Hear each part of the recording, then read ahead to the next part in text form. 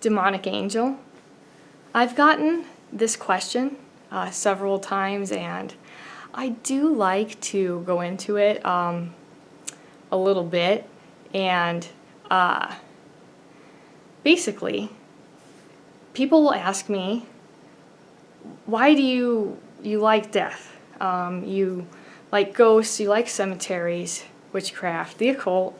I have some experience in anthropology, and to include physical anthropology, forensic anthropology, and I've been to a few autopsies, and I really have enjoyed it. As far as that kind of part of it for me is a curiosity about biology. I really have that interest, but I think that I get a big takeaway about how to be, healthier and grounded, and just learning about people in general. I think that's how us humans are. We're just curious about each other and what our lives really are. I mean, hopefully that that curiosity is ignited in some way, for you about our humanness. But I think the really most honest, direct answer to that I can give, besides, I'm an occultist, so I do necromancy, and I get these beautiful personal relationships out of that. And that was my dog. And I, maybe feed off some of the energy of the spirit world.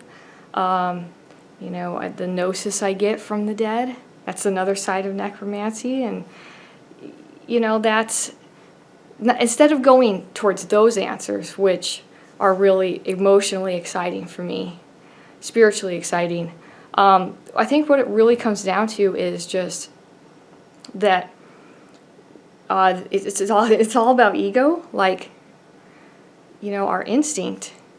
In a lot of ways, you could call it our ego, because it is the incarnated self is afraid of death. And really, death is such an abstract concept.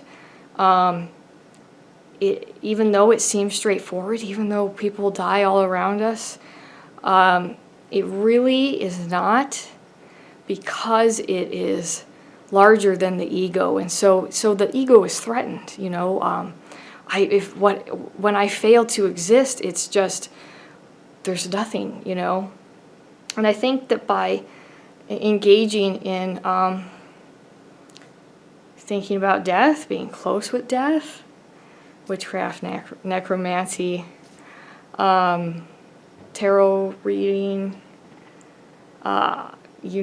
general occultist, I think that it really is just wanting to make death less abstract, to make it real, tangible, understandable, because it's like, for me, it really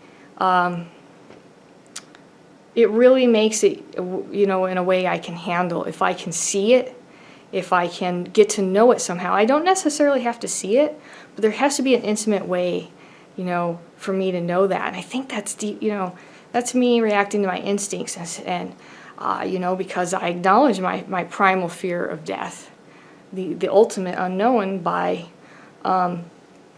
wanting to make it tangible, personal, close, putting a face to death, looking at it from a detached logical view in the form of biology, health, herbology, that kind of stuff. That's another way still that I can make it tangible, and really, I think, to be honest, quench my fear of the ultimate unknown, which is death. Even though, I fully believe in reincarnation and remember my last life, which I probably, let's just say that is a thing. Not many people consciously remember it. So I still am an animal. I still am a person. There still is the unknown, and I can't deny, the primal instincts of that fear of the unknown.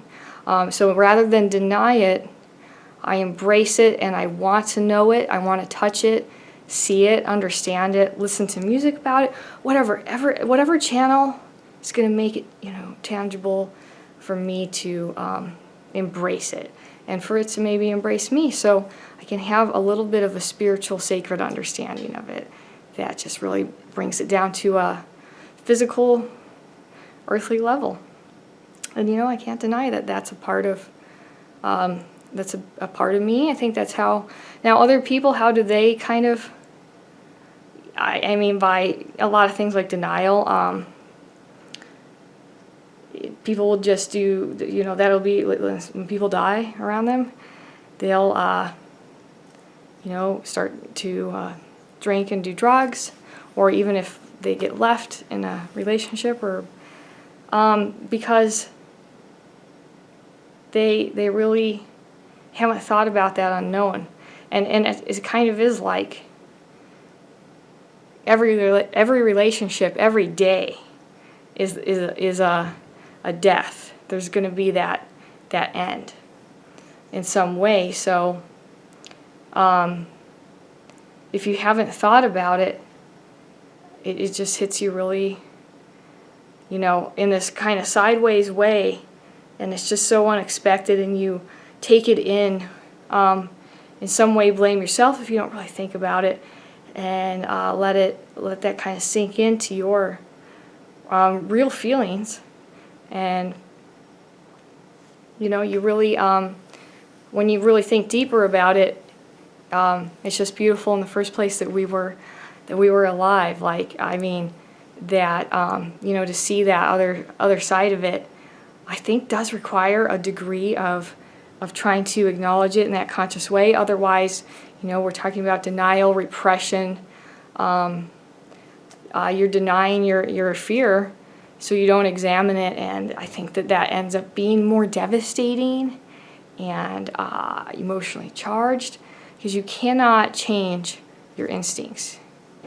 And also, follow closely by feelings. Feelings meaning the way you immediately react, not outwardly. Outwardly is emotional, and we go through that in tarot. But that's kind of what I think about that. Yeah, I'm going to do one more video for today, and I'll talk to you guys later. Bye.